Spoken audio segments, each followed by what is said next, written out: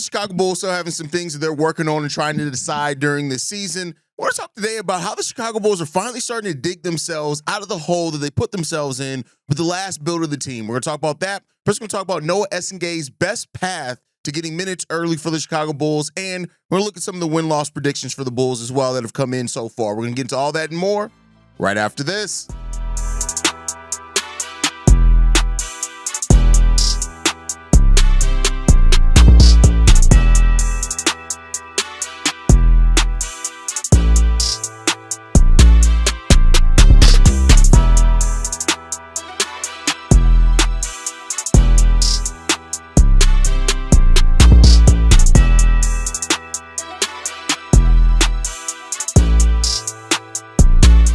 What's going on, Bulls fans? Welcome to another episode of Chicago Bulls Central, your number one spot for everything Chicago Bulls related. I'm the host there, Hayes, but more importantly, you guys can follow the channel at Bulls Central Pod on every social media platform we happen to be on. With that said, let's go and get into this content for today, y'all. And I want to start off talking about the Bulls and where they are. This has been something that I've touched on a little bit before and kind of in different ways.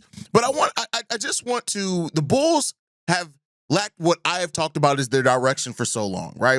During the time of DeMar DeRozan, Zach LaVine, Nikola Vucevic, who's still here, like during that time, the Bulls really lacked the direction after Lonzo Ball went down. And it seemed to be something that AK really didn't know how to get his footing back on the ground after Lonzo went down. And that team kind of just spun its wheels for a while. Spun its wheels so much, in fact, that the Bulls' record got worse every single year after DeMar DeRozan and Lonzo Ball's initial year here, and we never had a better record than the year before. We still haven't had that, as a matter of fact. I mean, I think last year we matched our win record of the prior year, and that was the first time we had done that in 3 years, right? So, you know, there's something to be said about that. The Bulls have a place right now where they have something that they can focus on that I think will lead them to that direction. I'm not willing to say that they have a direction yet. They may have a goal. They may have a framework, right? But they don't necessarily have that true direction yet. I think until we start seeing the right players step up, we get players locked into contracts, things like that. But I think when you look at it, right, the Bulls have come out of the basement a little bit when you look at it. Now, I think that when you look at how the Bulls have now young talent, they have a style of play that they are building towards, and they have tradable assets and draft picks. And that is a place where a team can really go a lot of directions. Now, I want to be clear here. The Bulls could absolutely shit the bed here. Bad draft picks, bad trades, right? Holding on to players and letting them walk for nothing instead of using them as trade assets. All this can go by the wayside. The youth that they have now acquired here over years, that also could go by the wayside if you don't develop them correctly or if you don't have the right guys in here. So while the Bulls sit in this place now where for the first time in a while, money isn't an issue. They have all their draft picks, all their first-round picks. Still missing some second-rounders, but they have all their first-round picks. They are not locked into long-term bad salary. Almost a half, the majority of this roster, all this free agents at the end of the year, and we have which makes them tradable assets. We have those expiring contracts, which could turn into tradable assets. The Bulls sit in a place where they are more asset rich than what they've been in years. And that's something that should help provide a little bit of that clarity. It isn't going to be guaranteed, but again, we're talking about things that have given the Bulls options and latitude to kind of move, right? And it seems like, I think for what it's worth, we have started building somewhat of an identity. Now, I think that part is due to the play style. I think that is what you can look at in a way and say that that's part of the Bulls' identity and who and how they want to play and what they want to be.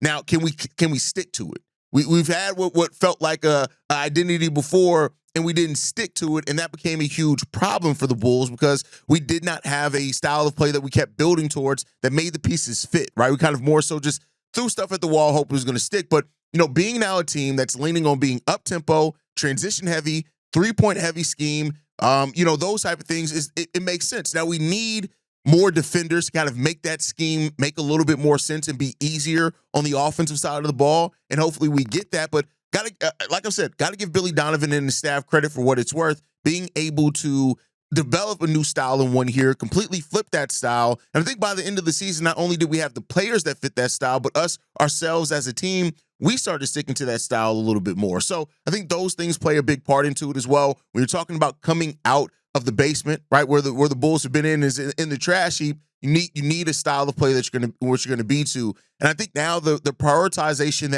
that AK has had on more versatile, athletic players, I think that really starts that gets you to the place of being there. Now, you still need bigs, and that's the thing that AK, he has a blind spot right now when it comes to the center position, much like for my Bears fans, Ryan Poles had about the offensive line. And hopefully we start seeing AK understand the importance of valuing that center position. But when you look at Buzelis and Noa Essengue, those are the two players that I really kind of look at. Not to say that nobody before them is going to stick around, but those are the two players that really kind of are part of this new hope and this new direction for the Bulls. We'll get more Noa Essengue and how he can get on the court early for the Bulls here in a second, but those are the two players that are really key in this. You look at 6'10", Modest Buzelis, right?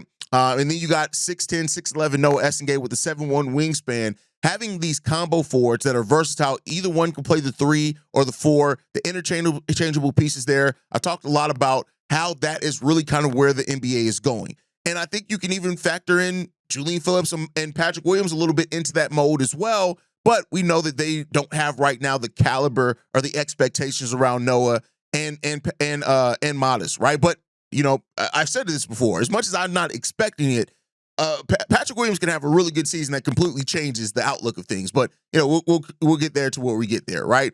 I think also prioritizing a guy like Isaac Okoro, right, bringing him in here and having him a player that has actually been in that 3-and-D player role, done it pretty effectively over his career as well, right? 38.3% from deep the last 2 seasons. You got Kevin Huerter as well, who can shoot the 3 ball at 37.5% as well. That's going to be in that rotation. Those are the 3-point shooters that you need. We know that Kobe White can get hot from 3 also. Hell, for what it's worth, Josh Giddey had his best year shooting from 3 at almost 38%. So you have those players that can help, especially if Josh Giddey's 3-point shooter becomes more consistent.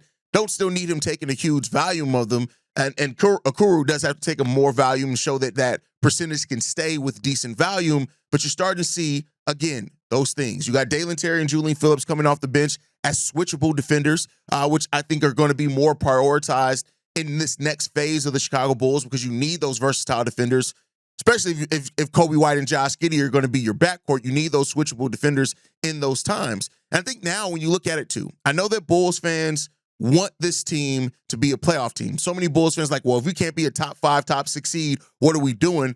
And I think it's a lot different of a prospect when you are hovering around the play-in as a team where your core is all over 30. DeMar, Zach, Vooch, all over 30, right? Yeah, you had some younger players in there, and Io and Kobe over that time. Lonzo when he was healthy, but again, he wasn't healthy. But when you look at the age of the Bulls roster now, let's just take a look at it, right? Modest Buzelis, Noa Essengue. We already know that, but 20 and 18 years old. You then have Josh Giddey at 22. Patrick Williams is 23. Take that for what you will. Okoro, Kobe, Trey Jones, Jalen Smith, Io, all 25. Kevin Huerter, 26, right? And then even if you want to factor in Julian Phillips, 21 years old. Dalen Terry, 23 years old. Lachlan Albrick, him himself is a young pick as well, right? So you have these young players that our core is a lot younger. And I think sometimes for Bulls fans in the way that they talk about the team, that they kind of forget now that the Bulls have turned themselves into a young team. We are now a young team in the NBA, right? And so because of that, hovering around the play-in for the next year, I hope not the next 2 years, but if that is the case, then you are now doing so with a much younger roster. Now, I would say this, if the Bulls are in the play-in for the next 2 years, let's just say the next 2 years, you need to make it out that play-in at least one of those years, meaning that you need, it's okay, you start off the postseason in the play-in, make it out, win that play-in tournament, get your ass to the playoffs, right? Eventually you have to do that, but you're starting to see the mold of the young team that the Bulls are building here. And so, that's the luxury of being a younger team. And then let's talk about the tradable assets that we have here. The last aspect of this, right? The Bulls have expiring contracts in Nikola Vucevic, Zach Collins, Kevin Huerter, right? All those guys are expiring contracts that may not be part of the Bulls' future. May not, because I can't see Kevin Huerter maybe sticking around here. But you have at least those 3 contracts. You also got Kobe White. You also got Ayo Dosunmu. You also have Javon Carter as a throw-in. You got Dalen Terry is also an expiring contract, right? So we're up to 7 players that I just mentioned that are expiring contracts. Now, that would have to take AK getting off sitting on his hands and get a little bit more aggressive about acquiring some things. But the Bulls have tradable assets now that you can include in deals, whether you want to be the third team in a trade or whether you want to combine that money to go after somebody who may be disgruntled on their team, whatever it takes, you have that. Now, I would use those as stacking the draft, draft picks. The way that I would use that is that as teams get closer to the trade deadline and you're going to have teams jockeying for a position in the playoffs, those teams may need a shooter, Kevin Huerter. Those teams may need a center in Nikola Vucevic or Zach Collins. Those teams may be looking to dump off a player and be in a place where maybe they can take on a player that has more upside that they want to look to develop. And that could be Dalen Terry or Io or whoever it is, right? The Bulls need to be active, and that comes down to AK once again getting off his ass and actually doing something with his life, which he has been doing more of lately. I'll give him credit for that. So you have now the tradable assets, which I just talked about how those can be used. Lastly, the draft picks. The Bulls own all their first-round picks from now into perpetuity, all of them. And we have second-rounders in 2028 and 2032. We have some gap years in that. The Bulls are also owed a top 14 pick from the Portland Trailblazers, which does look like it's more likely to convey now with them signing Damian Lillard, although Damian is not going to play this season, but next year in 2026-27. But this is also a team that traded for Jrue Holiday, that's made acquisitions and has talked about the fact that they want to make the playoffs as soon as this upcoming season. So that's another valuable pick that the Bulls could be getting that I do think is more likely. So what is it? The Bulls have a much cheaper roster than what they had during the DeMar, Zach LaVine, Lonzo Ball, and Nikola Vucevic era. They have a much cheaper roster. Even with the pending contract extensions of Io, Giddey, and Kobe, it's still going to be much cheaper than what that core cost. You have more assets than what you had during that core. And you have more players with young upside that you're really, truly expecting to take a leap over those next couple of years to get that done. So the Bulls' outlook is a lot better than what Bulls fans are making it out to be. But just because you have a better outlook doesn't mean in reality you're going to make the best out of all those situations. That's up to AK. That's up to coaching. That's up to how much these players really want to go out there and develop. And that's the part that we're going to have to see how it goes over time. But as always, you guys can let me know how you feel on that down below. Now, a player that I want to talk about as far as a player that can get out that we just drafted in Noa Essengue. What is it going to take for Essengue to get on the floor? This is a common thought, especially with any rookies. Under Billy Donovan, you're always going to ask that. And I think that Noah has a path to getting minutes, and that's his defense, right? But I do think it's going to have to be with Noa Essengue making his mark defensively. It just is what it is. The Bulls had one of the worst defenses in the league last season. And that's just period point blank. That's why you saw us went out and get somebody that's more healthy like an Isaac Okoro, right? That's why you had us draft a guy like Noa Essengue. That's why the Bulls and even the players that we brought in for workouts, a lot of those guys, their defense was the thing that could get them on the court early on. That is what Noah's going to have to do. The Bulls are trying to revamp their defensive unit. Noa Essengue is going to have to make an impact there. At 6'10", 6'11", it looks like he is, 7'1" wingspan. He's that the versatility that he brings defensively and the rim protection that he brings, the getting out in transition on both sides of the ball, that's going to be a thing that he has to do. Not to say that he does not have some upside, offensively as well. When you look at what Noa Essengue has done, especially with his points totals and things like that, he averaged 12.7 points, 5.3 rebounds, 1.3 steals, and right under a block per game in Summer League. The thing is, that's not too off of what he averaged overseas last year at 10.7 points, 5 rebounds, 2 assists, basically 1 steal, 1 block per game, 52% shooting from the field, and 27% shooting from 3. The very similar numbers there. But I think that regardless of what the offensive upside is, the Bulls sit in a place right now where they can wait on Noah's offense to naturally develop. They're in a place to being able to do that. They can wait for that offense to develop for Noa Essengue.